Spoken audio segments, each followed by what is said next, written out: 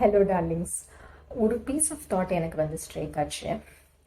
நம்ம உண்மையிலே சிந்திக்கிறோமா, இல்லை சிந்திக்கிறதுக்கான அனுமதியை வழங்குறோமா, சிந்திக்கிறதுக்கான களம் அங்கே இருக்கா? இதை சொல்லும் போதே எனக்கு ரொம்ப மனசுக்கு வந்து எப்படின்னா வந்துட்டு ஒரு மாதிரி இருந்துச்சு. ஏன்னா மூளையே சிந்திக்கிறதுக்கு தான். ஆனால் நம்ம எப்பயுமே எதை விதைக்கிறோம்னா ஃபாலோ பண்ண தாராளமாக ஃபாலோ பண்ணலாம்.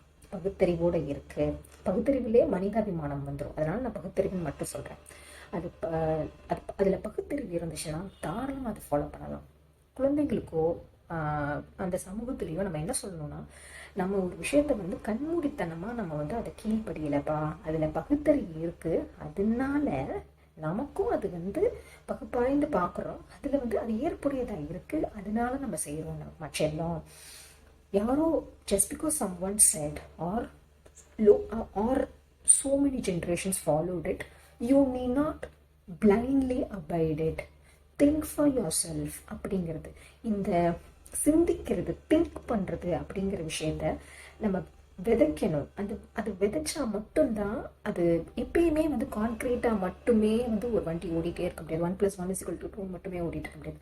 அப்ட்ராக்ட் திங்கிங்கும் மேட்டர்ஸ். ஒரு விளையாடும் பொழுது அதில் குழந்தை வந்து சிந்திக்கிட்டோம், இந்த விஷயத்தை இப்படியும் பார்க்கலாம், இதுக்கு இப்படியும் வந்து இந்த டிரைவை இப்படியும் கொண்டு போகலாம், இதை இப்படியும் கனெக்ட் பண்ணலாம், இதை இந்த மாதிரியும் செய்யலாம். அப்படி செய்யும்போது தான் என்ன ஆக ஆரம்பிக்குதுன்னா, பல பல பல பல பல பல கண்டுபிடிப்புகள், பல பரிமாணங்கள், எவல்யூஷனே அப்படி தானே ஆரம்பிச்சிச்சு.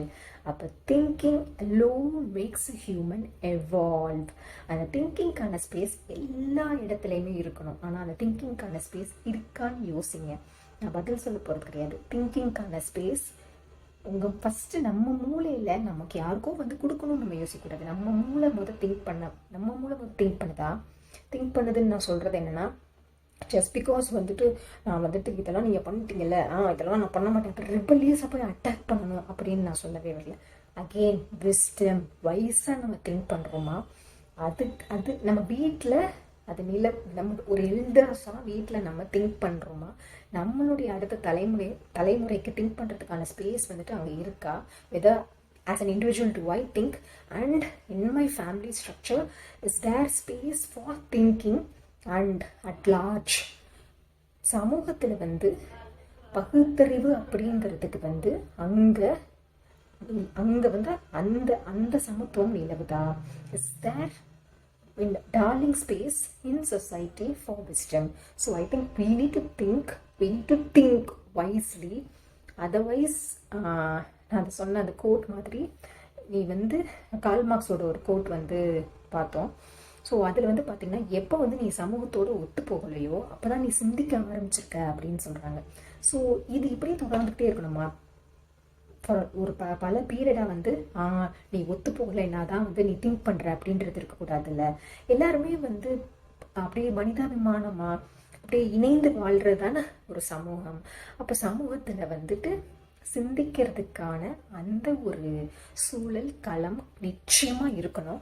அது மட்டுமே வந்து தொன்று அந்த சமூகம் வந்து ரொம்ப வந்து சீரும் செழிப்புமாக இருக்கிறதுக்கான ஒரு களத்தை கொடுக்குங்கிறது என்னோட நம்பிக்கை. Thank you so much. திங்க் பண்ணுங்கள், வைஸாக திங்க் பண்ணுங்கள். வயசுன்னு நான் சொல்கிறதுலேயே மனிதாபிமானம் வந்துடும், அதில் அன்பு வந்துடும், அதில் அமைதி வந்துடும், நிதானம் வந்துடும், நிம்மதி வந்துடும்.